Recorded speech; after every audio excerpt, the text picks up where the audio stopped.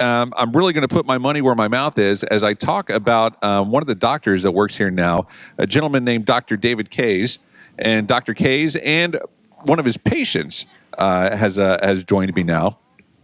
And Dr. Kays, you're a specialist in what is called congenital diaphragmatic hernia. Did I pronounce all that correct? Norm, you get an A+ Yes! for saying diaphragmatic hernia. Because typically I'm like, Yeah. So thank you very much for that. Now, I just learned a couple of minutes ago exactly what a congenital diaphragmatic hernia is. And basically that's when a child, and you can tell this when the child is still in the womb, that their diaphragm doesn't completely develop and basically all their internal organs go into their chest.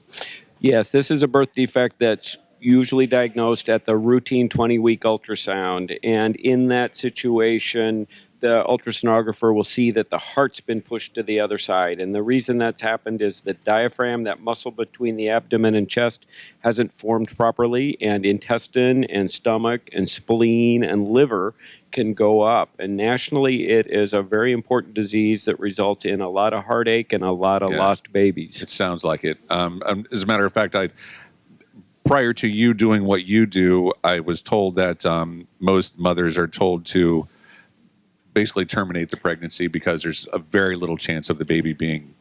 There are a lot of terminations that occur, and that's sad when it occurred because someone didn't get the right information. Right. So one of our jobs is to make sure people get the information that when this disease is cared for properly, the results can be astoundingly good. And I'm told, and I'm reading here, that your success rate, you and your team, are right around a 90% survival rate. Well, here at the Johns Hopkins All Children's this year, we've had 100% survival this year. Even better. I'll take that, 100%. And, that's awesome. Yeah, we're really pushing 95% plus. That's not to say that there aren't babies that have multiple problems, but we're almost to the point where just about every kid diagnosed with diaphragmatic hernia has a seriously good chance of surviving in our hands. And we're actually joined by a couple right now, Daniel and Shannon, who aren't exactly locals. You guys have literally been living here since prior to middle of September. The baby being born, middle of September, and you guys are from just north of Seattle. Absolutely. That's the other side of the world to us. So, and I hope you're enjoying the weather. We are.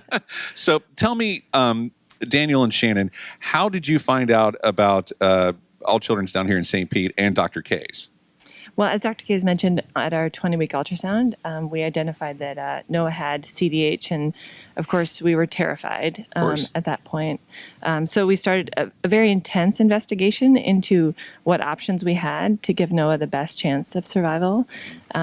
Previously, a year ago, we had to bury one of our daughters. I'm sorry. So we had gone through the process of buying a casket and burying a child, and we did not want to have to do that again with Noah. No. So we were thrilled to hear Dr. K's statistics and his survival rates, but they almost seem too good to be true because compared to the national average and to some of the best institutions out there, he's just heads and tails above those survival rates.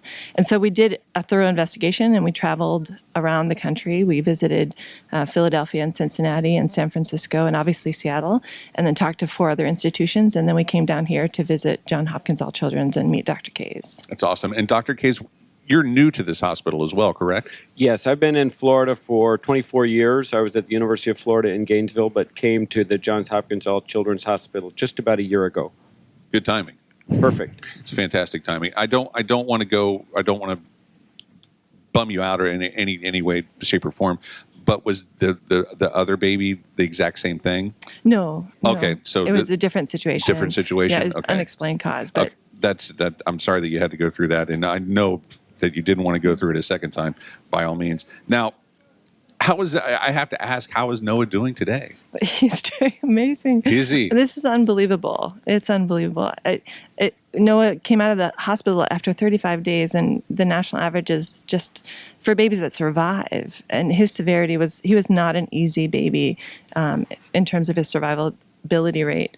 So he's off oxygen. He's breastfeeding all the time. Eating by mouth, no reflux, no feeding tubes. All the wires are disconnected. That's amazing. Yeah, I mean, you walked in here, I'm like, oh, somebody's got a baby.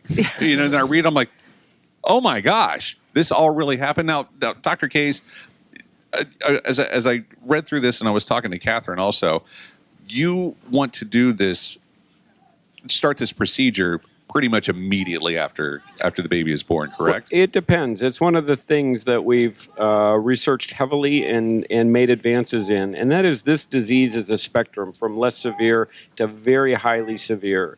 And the babies at different stages of that spectrum benefit from different surgical timing algorithms. Oh, okay. So the kids on the more severe end, we're going to operate very early, sometimes at 4 or 6 hours of life. Mm-hmm. And kids that will benefit from delay, we may wait 3 or 4 or 5 days. And so the advance is recognizing who's who and applying the right algorithm to that patient to get the best outcomes. Tell me about Noah.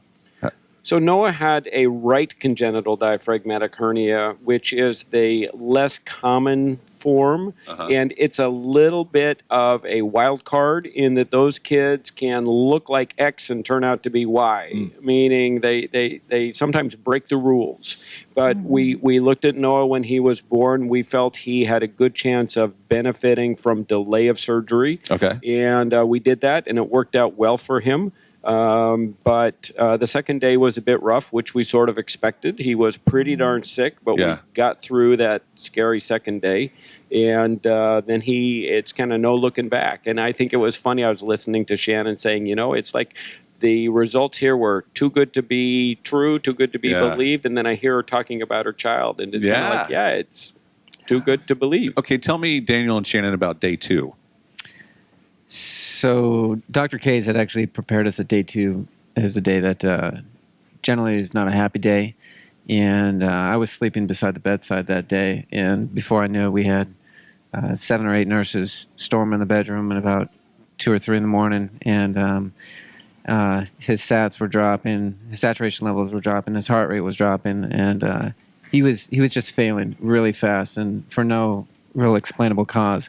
But they got Dr. Case quickly on the phone, and he had prepared earlier in the day a potential solution that. So you kind of knew. I'm sorry, Daniel. You kind of knew that this was probably going to happen. What happened at 3 o'clock in the morning? Yeah. So we've now taken care of over 300 of these babies. So we've kind of learned the patterns. That doesn't mean each child's different. They are. Right. But we had prepared for this is what the second day might look like, and this is our plan. Should it look like this? And then when all the nurses came flying in, I mean, you're probably asleep at this point, and but you wake up pretty quick with the bells and whistles going off, and there's people, a lot of them in there, and there's a lot of people in there, and there's a lot of commands going on. But they were able to address the situation pretty quickly. But it was severe enough that Dr. Case ended up sleeping beside the bedside the entire night. Did he really? Yep, he did. He did. It's the heck of a doctor. I was just too tired to drive home. Okay, now it all makes sense. Now, what kind of follow-up will Noah have, Dr. Case? So first of all, Noah's prognosis is outstanding. Awesome. We expect him to do really, really well. But there are 5 or 6 areas where we always follow the kids. We follow their lung function, their heart function, their growth and development in terms of their nutrition. We follow their brain function. We follow how their skeleton develops. Yeah. So we'll follow him every year for several years. He's got a big patch in his diaphragm. Yeah. So he has an artificial diaphragm on the right side. And that may not grow with him, and so he's at risk of problems down the road. Those risks are small, but they're real. Now, Daniel and Shannon, so you guys have been here in St. Pete's in September. When do you get to go back to Seattle? Or Linden, rather? That's a good question. I mean, we developed so Dr. many Case?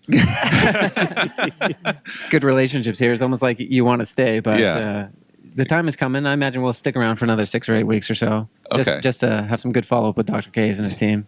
And then...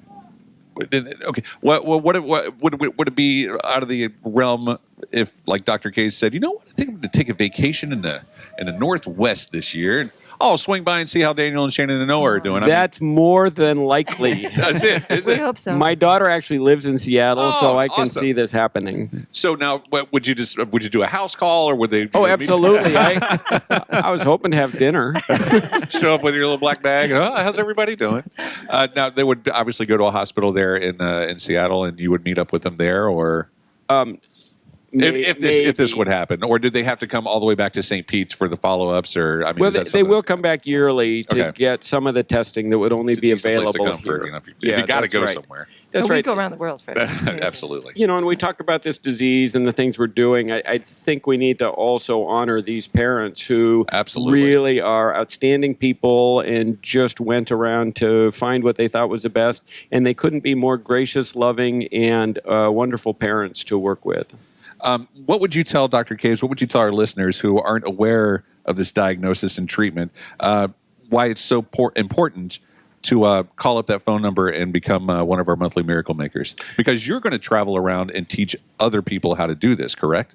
We are going to bring people here to learn how to do this. This disease is cared for at every major children's hospital in the country, but the average survival rates are somewhere in the 60 to 70% range. So there's a lot of movement we can make in getting people to do a better job. Right. And one of the things, honestly, we struggle with is exactly what Shannon said. People think our results are too good to be believed. You know, something when you see a 90+% and everywhere else you're seeing 45, 50, and it's like, whoa, hold on a second. And then you meet the man, and it's like, it is true. Yeah.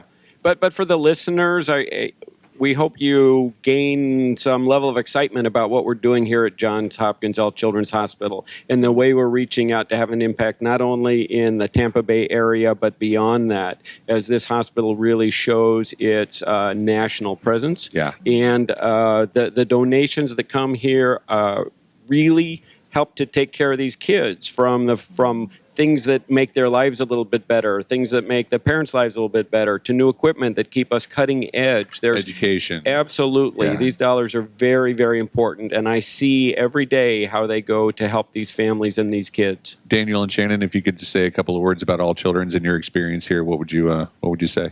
Dr. Case?